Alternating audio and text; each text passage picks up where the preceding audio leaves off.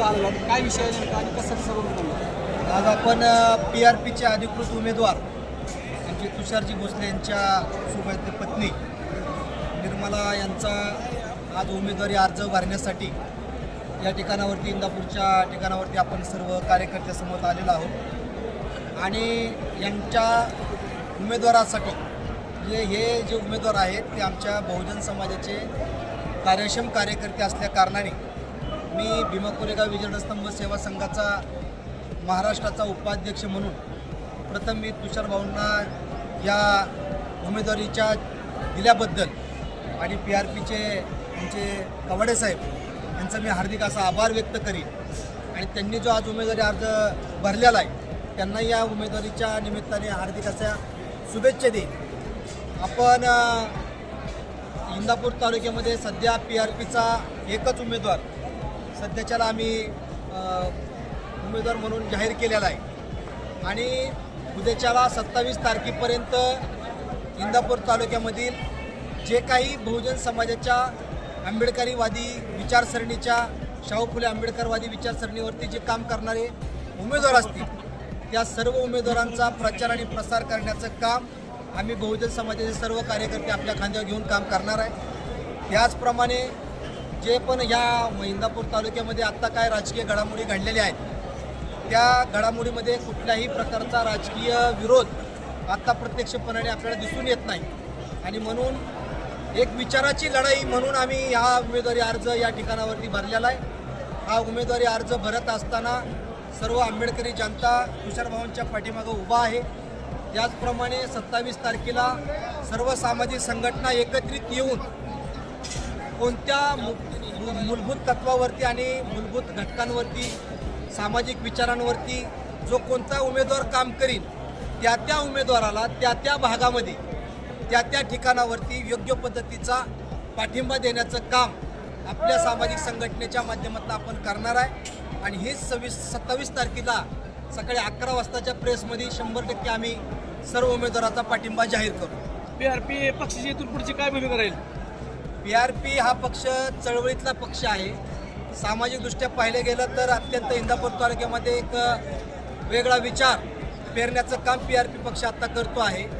त्याचप्रमाणे त्यांच्या समवेत असणारा भीमा कोरेगाव स्तंभाची सर्व कमिटी असेल, त्याचप्रमाणे इतर सामाजिक संघटना असतील, या सर्व संघटना PRP संघ आहेत.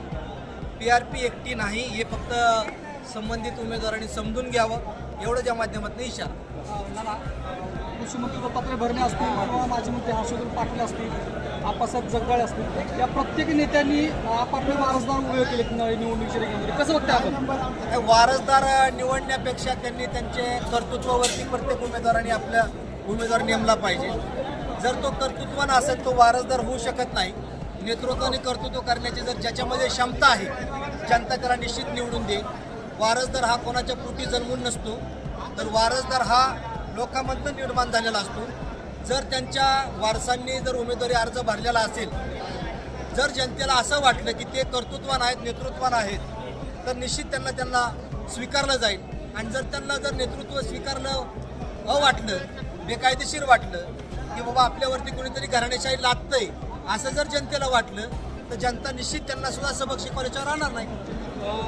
मागच्या काळामध्ये एकमेकावरती आरोप प्रत्यारोप करणारे उमेदवार नेते मंडळी आज एकत्रित आले. कसं बघताय आपण? आता हे काय आहे, आता इंदापूर तालुक्यामध्ये असं झालेलं आहे, ताटीतलं वाटीत आणि वाटीतलं ताटात अशा पद्धतीचा विरोध आता इंदापूर तालुक्यामध्ये राहिलेला आहे. इंदापूर तालुक्यामध्ये प्रखर असा कुठल्या पद्धतीचा विरोध आत्ता तरी इंदापूर तालुक्यामध्ये दिसून येत नाही.